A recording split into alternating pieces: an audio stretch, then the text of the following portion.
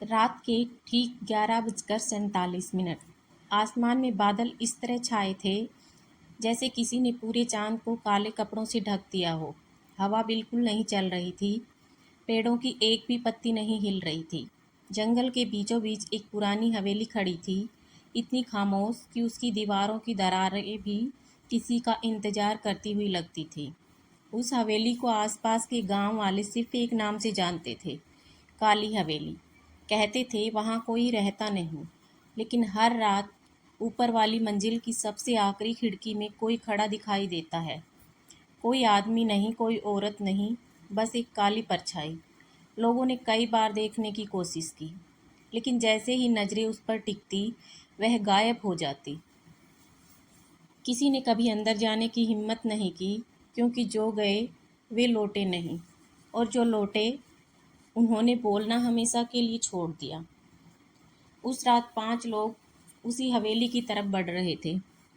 वो दोस्त नहीं थे, रिश्तेदार भी नहीं, उन्हें सिर्फ एक आदमी जोड़ता था, राघव।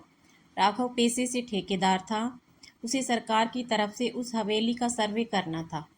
अगर हवेली सुरक्षित निकलती तो उसे तोड़कर वहां नया रिसोर्ट बनाना था। उसके साथ थे अमित, करीम, सोहन और मोहन। सभी मजदूर थे। उनमें से किसी को भी हवेली की कहानियों पर विश्वास नहीं था। करीम हंसते हुए बोला, अगर सच में भूत होते तो अब तक टैक्स भरने लगे होते। सब हंस पड़े, लेकिन जंगल हंसा नहीं। जंगल बिल्कुल शांत रहा। ऐसा लगा जैसे किसी को उनका हंसना पसंद नहीं आया। रात के ठीक 12 बजे वे हवेली के सामने खड़े थे। लोहे का विशाल दरवाजा जंग से पूरी तरह लाल हो चुका था। राघव ने उसे धक्का दिया। दरवाजा अपने आप खुल गया। अंदर घुसते ही सभी रुक गए। बाहर गर्मी थी, लेकिन अंदर सांस से धुआं निकल रहा था। मोहन कांप गया। इतनी ठंड कैसे? राघव ने जवाब नहीं दिया, क्योंकि उसकी नज़र सामने लगी एक बहुत बड़ी घड़ी पर थी। उसकी सुइयां 12:01 पर अटकी हुई थी। करीम बोला, चलो काम शुरू करते हैं। जैसे ही उसने पहला कदम आगे रखा, ऊपर दूसरी मंजिल से धप, ऐसा लगा जैसे किसी ने भारी चीज गिराई हो। सबने एक साथ ऊपर देखा। कुछ नहीं था। राघव बोला, कोई जानवर होगा, लेकिन हवेली में धूल की मोटी परत जमी हुई थी। अगर कोई जानवर होता तो पैरों के निशान जरूर होते, और वहां एक भी निशान नहीं था। उन्होंने अपना सामान नीचे वाले होल में रखा। राघव नक्शा देखने लगा। तभी अमित बोला, 1 मिनट। सब उसकी तरफ मुड़े। हम 5 लोग आए थे ना? हाँ, तो? उसने धीरे धीरे कमरे के कोने की तरफ उंगली उठाई। वो छठा कौन है? सबने एक साथ उधर देखा। कमरे के सबसे अंधेरे कोने में कोई खड़ा था। बहुत लंबा, सिर झुका हुआ, चेहरा पूरी तरह अंधेरे में। कोई हिल नहीं रहा था। करीम चिल्लाया, कौन है? कोई जवाब नहीं। मोहन ने टॉर्च मारी, और वहाँ कुछ भी नहीं था। कोना खाली था। अमित की सांसें तेज हो गई। मैंने मैंने अपनी आंखों से देखा था।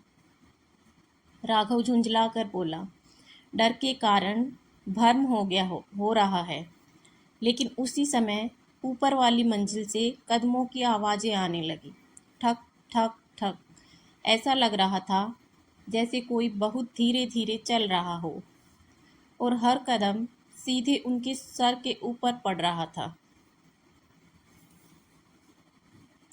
राघव ने फैसला किया, चल कर देखते हैं।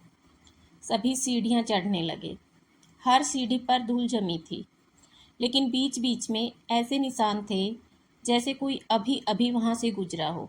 नंगे पैरों के निशान, लेकिन उन पैरों में उंगलियां नहीं थी, सिर्फ एडी, ओस पाट पंजा।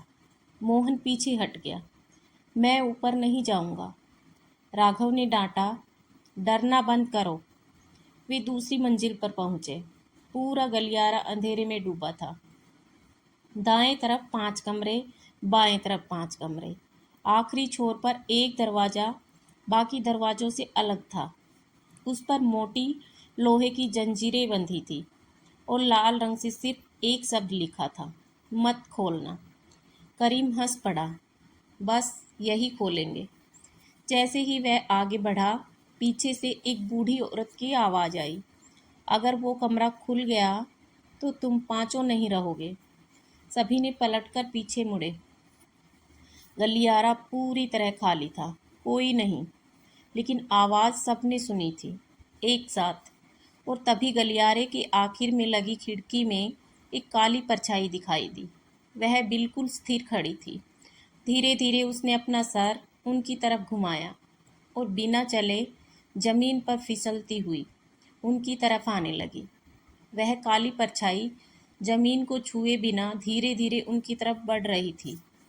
उसके चलने की कोई आवाज़ नहीं थी, बस गलियारे में ठंडी हवा का दबाव बढ़ता जा रहा था। मोहन सबसे पहले चिल्लाया, भागो! पांचों सीढ़ियों की तरफ दौड़ पड़े, लेकिन जैसे ही वे नीचे पहुंचे, सबके कदम वहीं रुक गए। नीचे वाला हॉल, जहां उन्होंने अपना सामान रखा था, अब वैसा नहीं था। दीवारों का रंग बदल चुका था। छत से मकड़ी के जाले नहीं, बल्कि काले लंबे बाल लटक रहे थे। और सबसे अजीब बात, मुख्य दरवाज़ा गायब था। जहाँ दरवाज़ा था, वहाँ अब सिर्फ पत्थर की दीवार थी। राघव ने घबराकर दीवार पर हाथ मारा। पत्थर बिल्कुल ठोस था। ये कैसे हो सकता है? करीम ने हथौड़ा उठाकर पूरी ताकत से दीवार पर मारा। ठक! पत्थर पर एक खरोंच तक नहीं आई। उसी पल ऊपर से किसी बच्चे की हंसी गूंजी, ही ही ही। सबने एक साथ ऊपर देखा, कोई नहीं था, लेकिन हंसी लगातार सुनाई दे रही थी।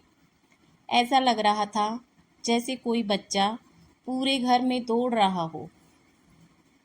राघव ने खुद को संभाला, जब तक सुबह नहीं होती हम सब साथ रहेंगे। सबने हामी भर दी। उन्होंने तय किया कि कोई भी अकेला नहीं जाएगा। तभी अमित ने धीरे से पूछा, सोहन कहाँ है? चारों ने इधर उधर देखा। अभी कुछ सेकंड पहले तक सोहन उनके साथ था, अब वह गायब था। सोहन, सोहन, पूरी हवेली में आवाज़ गूंज गई, लेकिन जवाब नहीं आया, सिर्फ वही बच्चे की हंसी। करीब 5 मिनट बाद ऊपर से किसी के रोने की आवाज़ आई।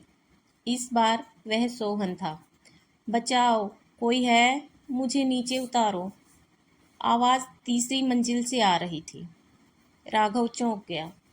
लेकिन इस हवेली की तो सिर्फ 2 मंजिल हैं। सबने ऊपर देखा। जहाँ दूसरी मंजिल खत्म होती थी, वहाँ अब लकड़ी की एक नई सीढ़ी दिखाई दे रही थी, जो ऊपर एक तीसरी मंजिल की तरफ जा रही थी। अभी 10 मिनट पहले वहाँ कुछ नहीं था। करीम बोला, ये हवेली हमारे साथ खेल खेल रही है। राघव ने कहा, जो भी हो, सोहन को छोड़ नहीं सकते। चारों नई सीढ़ियाँ चढ़ने लगे।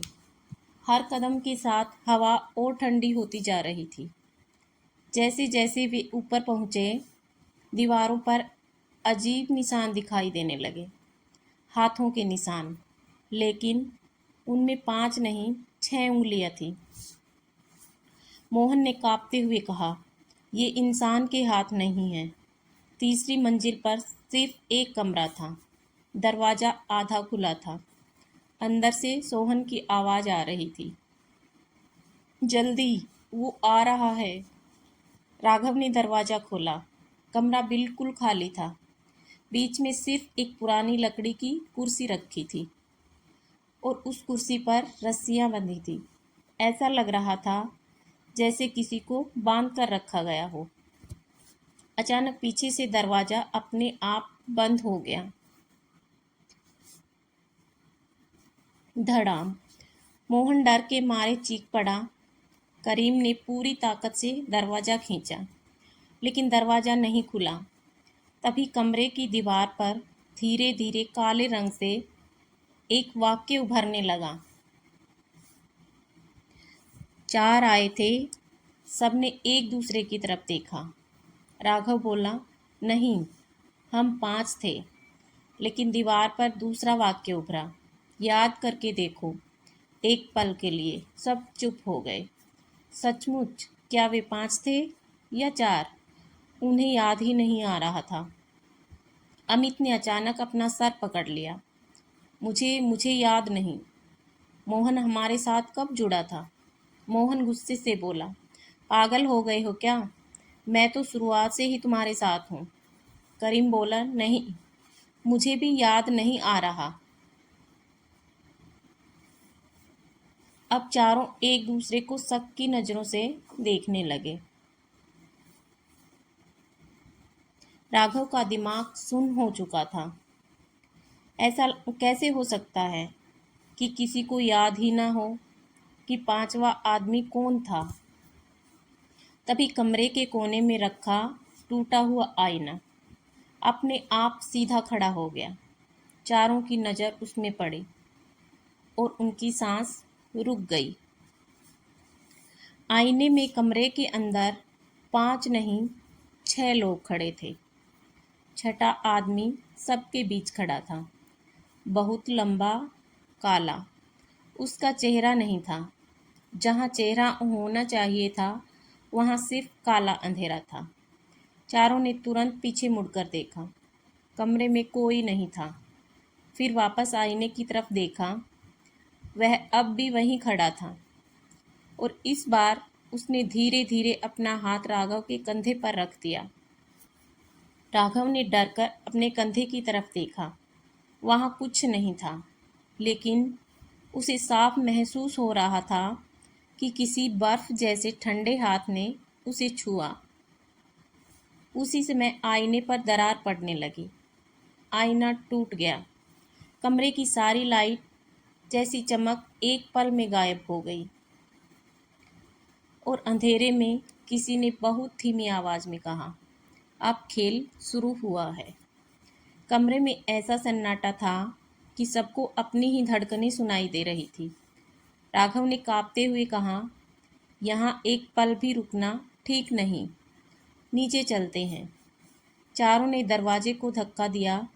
इस बार दरवाज़ा बिना किसी आवाज़ के खुल गया, लेकिन बाहर निकलते ही वे वहीं जम गए। यह वही तीसरी मंजिल नहीं थी। गलियारा अब पहले से 3 गुना लंबा हो चुका था। दोनों तरफ अनगिनत दरवाजे थे। हर दरवाजे पर एक ही नंबर लिखा, 13। करीम बुदबुदाया, एक ही नंबर हर दरवाजे पर। तभी गलियारे के आखिरी सिरे पर सोहन दिखाई दिया। वह पीठ किए खड़ा था। राघव चिल्लाया, सोहन। सोहन ने धीरे धीरे सिर घुमाया। उसकी आंखें पूरी तरह काली थी, होठ फटे हुए थे, चेहरे पर मुस्कान, लेकिन वह मुस्कान इंसानों जैसी नहीं थी। उसने सिर्फ एक बात कही, तुम लोग देर से आए। और अगले ही पल वह दीवार के अंदर समा गया, जैसे वह कभी वहाँ था ही नहीं। मोहन चीख पड़ा, यह सोहन नहीं था। राघव ने पहली बार माना, हाँ, कुछ बहुत गलत है। उसी समय गलियारे के सारे दरवाजे एक साथ खुल गए। हर कमरे के अंदर एक ही चीज़ रखी थी, एक पुरानी लकड़ी की कुर्सी, और उस कुर्सी पर कोई बैठा था, सफ़ेद कपड़ों में सर झुकाए। चेहरा दिखाई नहीं दे रहा था। करीम ने टॉर्च की रोशनी पहले कमरे में डाली। बैठा हुआ आदमी धीरे धीरे सर उठाने लगा। करीम घबरा गया और तुरंत रोशनी हटा ली। लेकिन दूसरे कमरे में भी वही, तीसरे में भी, 10वें में भी, हर कमरे में एक जैसा इंसान, एक जैसी कुर्सी, एक जैसी खामोशी। अचानक सबके पीछे से किसी ने कहा, मत देखना। वे पलटे। कोई नहीं था। आवाज़ फिर आई, जिसका चेहरा देख लिया वह तुम्हारा चेहरा पहन लेगा। इस बार आवाज़ बहुत पास थी, जैसे किसी के कान के बिल्कुल पास आकर फुसफुसाया हो। चारों ने एक साथ आंखें नीची कर ली। उसी समय कमरों से कुर्सियों के घिसटने की आवाज़ आने लगी। घर घर ऐसा लग रहा था जैसे हर कमरे में बैठा हुआ आदमी अब उठ चुका हो। राघव ने धीरे से कहा, भागो। वे पूरी ताकत से दौड़ पड़े, लेकिन जितना दौड़ते गलियारा उतना ही लंबा होता जाता। अंत दिखाई ही नहीं दे रहा था। पीछे से अब कदमों की आवाज़ आने लगी। एक नहीं, दो नहीं, दर्जनों कदम, जैसे सभी कमरे खाली हो चुके हों। मोहन दौड़ते दौड़ते अचानक गिर पड़ा। बाकी तीन रुके। उसके पैर को किसी ने पकड़ रखा था, लेकिन वहां कोई दिखाई नहीं दे रहा था। बस जमीन पर एक काला हाथ था, हाथ जिसका कोई शरीर नहीं था। बस हाथ मोहन को धीरे धीरे फर्श के अंदर खींच रहा था। मोहन चीख रहा था, बचाओ। करीम ने पूरी ताकत से उसे खींचा। राघव भी मदद करने लगा, लेकिन फर्श की दीवारों से एक नहीं, 10, 20, फिर सैकड़ों काले हाथ निकल कर आए। सब मोहन को नीचे खींचने लगे। अमित ने लोहे की रोड उठाकर उन हाथों पर मारी। जैसे ही रोड लगी, सारी हवेली में एक दर्दनाक चीख गूंज उठी। हाथ गायब हो गए। मोहन बच गया, लेकिन उसकी टांग पर 5 उंगलियों के नहीं, 6 उंगलियों के निशान बन चुके थे। नीचे लौटने के बाद चारों ने पहली बार महसूस किया कि हवेली उन्हें मार नहीं रही, वह कुछ ढूंढ रही है। तभी मुख्य हॉल की दीवार पर अपने आप अक्षर उभरने लगे, जिसे तुम खोज रहे हो। फिर दूसरी पंक्ति, वह तुम्हारे साथ ही आया है। चारों एक दूसरे को देखने लगे। राघव बोला, मतलब? अचानक हॉल के बीचों बीच खड़ा आईना चमकने लगा। उसमें चारों दिखाई दे रहे थे, लेकिन कुछ अजीब था। राघव, करीम, अमित, तीनों का प्रतिबिंब सामान्य था, लेकिन मोहन का प्रतिबिंब आईने में था ही नहीं। जहां उसे होना चाहिए था, वहां सिर्फ खाली जगह थी। मोहन घबरा गया। ये क्या है? करीम धीरे धीरे पीछे हटने लगा। अमित की आवाज़ कांप रही थी, तू कौन है? मोहन रो पड़ा, मैं सच कह रहा हूँ, मुझे कुछ नहीं पता। तभी हॉल की छत से वही बूढ़ी औरत की आवाज़ गूंजी, जिसका प्रतिबिंब नहीं होता वह इस दुनिया का नहीं होता। तीनों की नज़र मोहन पर टिक गई। मोहन खुद अपने हाथों को देख रहा था, जैसे पहली बार उसे भी अपने ऊपर शक हुआ हो। और उसी पल उसकी परछाई जमीन से अलग होकर अपने आप चलने लगी। परछाई धीरे धीरे दीवार पर चढ़ी और एक शब्द लिख दिया, झूठ। मोहन चीख पड़ा, मैंने नहीं लिखा। लेकिन उसकी परछाई अब भी उससे अलग खड़ी थी और मुस्कुरा रही थी। हॉल में ऐसा सन्नाटा छा गया कि किसी की सांस तक सुनाई दे रही थी। मोहन दीवार से पीठ टिकाकर खड़ा था। उसकी अपनी परछाई उससे 3 कदम दूर जमीन पर नहीं, दीवार पर खड़ी थी और मुस्कुरा रही थी। राघव ने कांपती आवाज में कहा, अगर तू इंसान है तो तेरी परछाई अलग कैसे खड़ी है? मोहन की आंखों से आंसू बहने लगे। मुझे नहीं पता, मैं कसम खाकर कहता हूँ, मुझे कुछ याद नहीं। तभी दीवारों पर जोर जोर से दस्तक होने लगी। ठक ठक ठक। ऐसा लग रहा था जैसे हवेली की हर दीवार के पीछे सैकड़ों लोग कैद हों और सब एक साथ बाहर निकलना चाहते हों। अचानक ऊपर वाली मंजिल से एक भारी आवाज गूंजी, धड़ाम। उसके बाद लोहे की जंजीरों के टूटने की आवाज आई, खड़ा। राघव का चेहरा पीला पड़ गया। उसे याद आया दूसरी मंजिल का वही कमरा, जिस पर लाल रंग से लिखा था, मत खोलना। लेकिन उन्होंने तो खोला ही नहीं था। फिर जंजीरें कैसे टूटी? चारों फिर से दूसरी मंजिल की तरफ भागे। जैसे ही वे उस कमरे तक पहुंचे, उनके कदम रुक गए।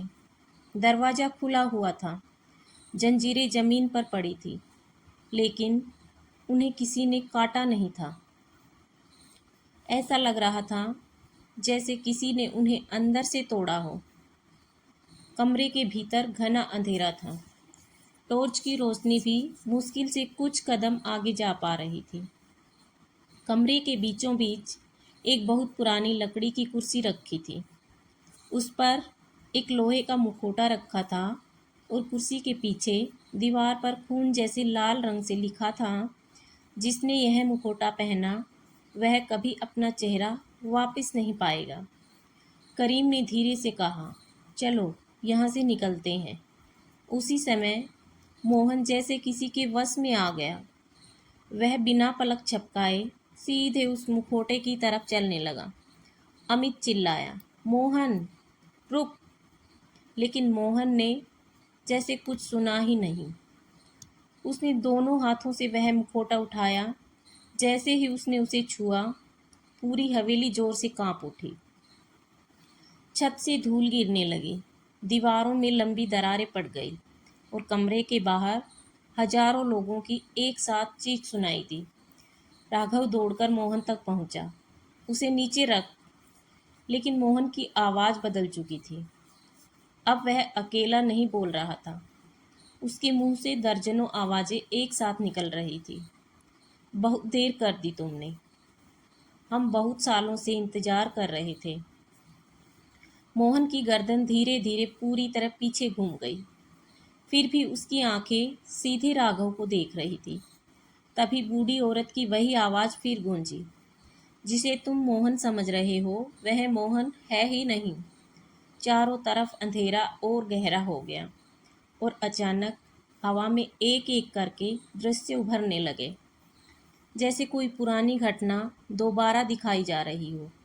उन्होंने देखा, लगभग 25 साल पहले 5 आदमी इस हवेली में आए थे। उनमें से एक का नाम था, एक का नाम भी मोहन था। उन्होंने लालच में हवेली के आखिरी कमरे का ताला तोड़ा और वहां कैद एक अज्ञात शक्ति को जगाया। उस रात 4 लोग मारे गए, लेकिन एक आदमी जिंदा बाहर निकल गया। लोगों ने समझा वह बच गया। सच यह था, वह बाहर नहीं निकला था। उसके शरीर में कुछ और बाहर आया था। राघव की सांस अटक गई। तो आज वाला मोहन, बूढ़ी आवाज बोली, उस पहले वाले मोहन का वंशज है। वह जन्म से ही चुना गया है। जिस दिन वह इस हवेली में आएगा, वही शक्ति फिर आज़ाद हो जाएगी। मोहन जोर जोर से सर पकड़कर चीखने लगा, नहीं, मैं नहीं बनना चाहता। लेकिन उसकी परछाई अब इंसान की नहीं रही थी। उसकी सर पर लंबे सींग जैसे आकार उभर आए, उंगलियां लंबी हो गई और उसने पहली बार बोलना शुरू किया। दरवाज़ा खुल चुका है, अब कोई वापस नहीं जाएगा। उसी पल हवेली के सभी कमरों के दरवाजे एक साथ खुल गए। अंदर से वे सभी लोग बाहर निकलने लगे जो कुर्सियों पर बैठे थे, लेकिन अब उनके चेहरे साफ दिखाई दे रहे थे। हर चेहरे पर एक ही शक्ल बनी थी, मोहन की। सैकड़ों मोहन धीरे धीरे चारों तरफ से उनकी ओर बढ़ने लगे। राघव ने टॉर्च कसकर पकड़ी। उसे पहली बार समझ आया कि यह हवेली भूतों का घर नहीं थी, यह एक जेल थी, और जिसकी कैद टूटी थी वह अभी पूरी तरह बाहर नहीं आया था। सैकड़ों चेहरे, एक जैसी मुस्कान, एक जैसी काली आंखें और हर चेहरे पर मोहन। वे धीरे धीरे चारों तरफ से राघव, अमित और करीम को घेरने लगे। मोहन बीच में खड़ा था। उसकी आंखें बंद थी। ऐसा लग रहा था जैसे वह अपने ही शरीर में कैद हो। अचानक उसने जोर से चीख मारी, भाग जाओ, मैं ज़्यादा देर तक इसे नहीं रोक पाऊंगा। लेकिन उसकी आवाज़ खत्म होने से पहले ही उसी मुंह से दूसरी आवाज़ निकली, गहरी, भारी और बिल्कुल इंसानी नहीं। अब कोई नहीं जाएगा। पूरा कमरा कांप उठा। राघव ने देखा, कमरे की फर्श पर बने पुराने पत्थरों के बीच एक गोल निशान उभर आया था। उसके बीचों बीच एक प्रतीक बना था, जिसे देखकर बूढ़ी औरत की आवाज़ फिर सुनाई दी। जिसे तुम आखिरी कमरा समझते रहे, वह तो सिर्फ ताला था। असल कमरा इस हवेली में नहीं है। राघव चौंक गया। तो कहाँ है? आवाज़ बोली, हर इंसान अपने भीतर एक आखिरी कमरा लेकर पैदा होता है, जहाँ उसका सबसे बड़ा डर, सबसे बड़ा पाप और सबसे बड़ा सच छिपा होता है। यह हवेली उसी कमरे का दरवाज़ा खोलती है। अचानक राघव के सामने सब कुछ बदल गया। न हवेली, न लोग, न अंधेरा। वह खुद को अपने बचपन के घर में खड़ा देख रहा था। दरवाजे के बाहर तेज बारिश हो रही थी। कमरे में उसके पिता पड़े थे, जख्मी और मदद मांग रहे थे। राघव को वह दिन याद आ गया जब डर की वजह से वह भाग गया था और उसके पिता बच नहीं पाए थे। सालों से उसने यह बात किसी को नहीं बताई थी। उसकी आंखों से आंसू बहने लगे। नहीं, यह सच नहीं, बूढ़ी आवाज़ बोली। यही आखिरी कमरा है जिसे तुम पूरी जिंदगी भागते रहे। उधर अमित भी चीखने लगा। उसे दिखाई दिया कि उसने कभी अपने छोटे भाई को झूठ बोलकर मुसीबत में छोड़ दिया था। करीम के सामने उसकी अपनी माँ का चेहरा था, जिसे वह आखिरी बार बिना मिले शहर चला गया था। तीनों अपने अपने डर में फंस चुके थे। हवेली ने उन्हें छुआ तक नहीं था। वह सिर्फ उनके भीतर छिपे अंधेरे को सामने ला रही थी।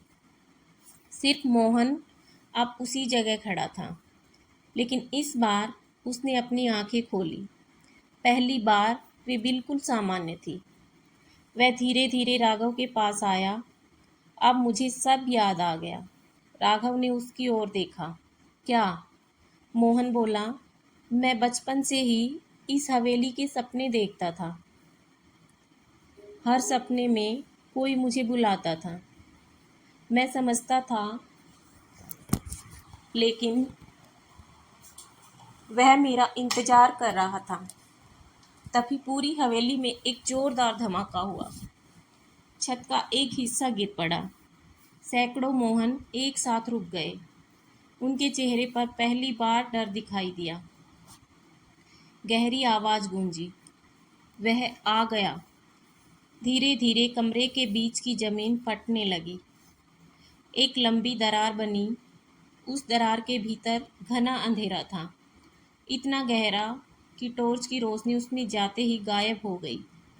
फिर उस अंधेरे से एक हाथ बाहर निकला। न काला न सफ़ेद, बल्कि राख जैसा धूसर। हाथ इतना बड़ा था कि एक ही पंजा इंसान के सीने जितना चौड़ा था।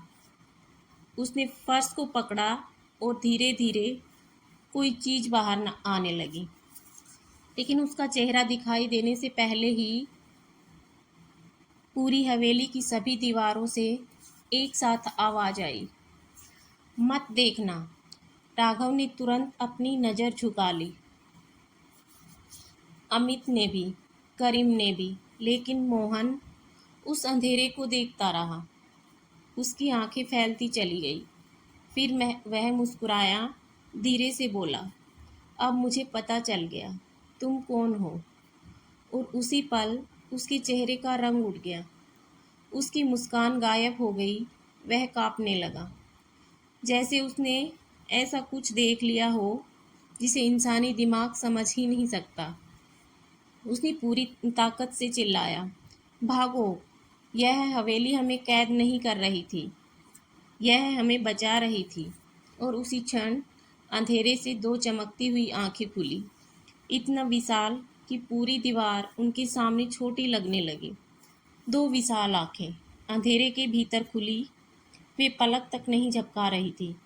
ऐसा लग रहा था जैसे सदियों से कोई जागने का इंतजार कर रहा हो।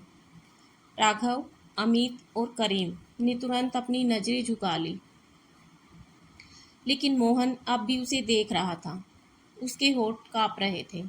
वह बुदबुदाया, तुम इंसान नहीं हो, तुम भूत भी नहीं, तुम। अचानक मोहन के मुंह से खून निकलने लगा।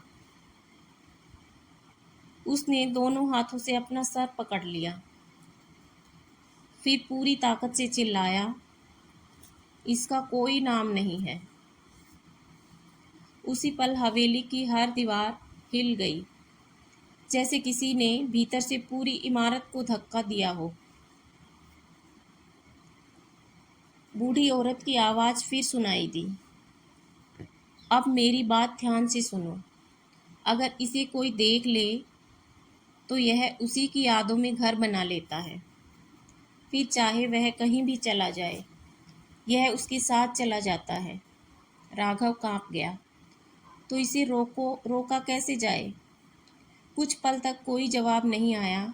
फिर आवाज़ बोली, जिसे इसने चुना है उसे यहीं रुकना होगा। सबकी नज़र मोहन पर टिक गई। मोहन मुस्कुराया, लेकिन इस बार उसकी मुस्कान में डर नहीं था, सिर्फ थकान थी। उसने धीरे से कहा, अब समझ आया मुझे बचपन से ही यही सपने क्यों आते थे। मैं यहाँ मरने नहीं आया था, मैं यहाँ पहरा देने आया था। राघव चिल्लाया, नहीं, हम सब साथ चलेंगे। मोहन ने सिर हिलाया, अगर मैं बाहर गया तो यह भी बाहर जाएगा। अचानक फर्श के नीचे से वही धूसर हाथ फिर निकला। इस बार उसने मोहन की तरफ बढ़ना शुरू किया। मोहन पीछे नहीं हटा। उसने अपनी आंखें बंद कर ली और एक कदम उस अंधेरे की ओर बढ़ा दिया। जैसे ही उसका पैर उस दरार के भीतर गया, पूरी हवेली में तेज सफ़ेद रोशनी फैल गई। सैकड़ों नकली मोहन एक एक करके धूल बनकर उड़ने लगे। दीवारों की दरारें भरने लगी। हवा का शोर थम गया और पहली बार पक्षियों की आवाज़ सुनाई दी। सुबह होने वाली थी। राघव ने हिम्मत करके सिर उठाया। अंधेरा गायब था। दरार बंद हो चुकी थी। मोहन वहाँ नहीं था। उसकी जगह फर्श पर सिर्फ वही लोहे का मुखौटा पड़ा था, बिल्कुल शांत, जैसे कुछ हुआ ही न हो। मुख्य दरवाज़ा, जो रात भर गायब था, अब फिर सामने था। तीनों बिना पीछे देखे हवेली से बाहर निकल गए। जंगल में सूरज की पहली किरण उतर चुकी थी। उन्होंने पीछे मुड़कर देखा। हवेली बिल्कुल वैसी खड़ी थी, शांत, खामोश, जैसे रात की कोई घटना कभी हुई ही न हो। तीनों ने तय किया, वे इस रात का जिक्र कभी किसी से नहीं करेंगे। सरकारी रिकॉर्ड में सिर्फ एक लाइन लिखी गई, इमारत अत्यंत जर्जर है, प्रवेश वर्जित। हवेली को तोड़ने का आदेश हमेशा के लिए रद्द कर दिया गया। समय बीतता गया। करीम शहर छोड़कर चला गया। अमित ने मजदूरी छोड़ दी। राघव ने फिर कभी किसी पुरानी इमारत का काम नहीं लिया। लेकिन तीनों के सपनों में कभी कभी मोहन दिखाई देता। वह कुछ नहीं कहता, बस मुस्कुराता, और उसके पीछे वही बंद दरवाज़ा दिखाई देता। 6 महीने बाद एक सरकारी टीम उस जंगल में रास्ता बनाने पहुंची। उन्होंने देखा, जहां हवेली थी वहां अब सिर्फ समतल जमीन थी। न कोई दीवार, न कोई खंडर, कुछ भी नहीं। जैसे हवेली कभी अस्तित्व में थी ही नहीं। लेकिन जमीन के बीचों बीच एक अकेली लकड़ी की कुर्सी पड़ी थी। उस पर धूल से ढका वही लोहे का मुखौटा रखा था। एक जवान मजदूर हंसते हुए बोला, इसे घर ले चलता हूँ, अच्छी सजावट बनेगी। उसने जैसे ही मुखौटा उठाया, पास खड़े बूढ़े चौकीदार का चेहरा सफ़ेद पड़ गया। वह पूरी ताकत से चिल्लाया, मत छूना, लेकिन बहुत देर हो चुकी थी। मजदूर ने मुस्कुराकर मुखौटा अपने चेहरे पर लगा लिया। कुछ सेकंड कुछ नहीं हुआ। फिर उसने धीरे धीरे अपना सर उनकी तरफ घुमाया और बोला, धन्यवाद। अब मेरी जगह लेने वाला मिल गया। उसकी आवाज़ उस मजदूर की नहीं थी, वह मोहन की आवाज़ थी। और उसी पल दूर जंगल के बीच, जहाँ अब कोई हवेली नहीं थी, एक नई काली विशाल इमारत की परछाई धीरे धीरे धुंध में उभरने लगी।